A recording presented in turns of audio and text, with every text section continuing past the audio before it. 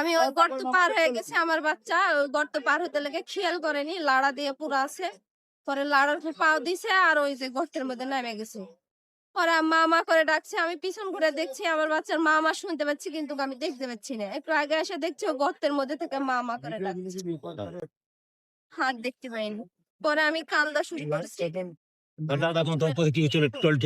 আমার শ্বশুর তাড়াতাড়ি দৌড়ে আসে দেখছে ওর মধ্যে দিয়ে সবাই মিলে ইয়ে করছে, বলছে এই ফেলো না, লাড়া ফেলো না, লাড়া ফেললে তো বাচ্চাটা হেগে যাবে না।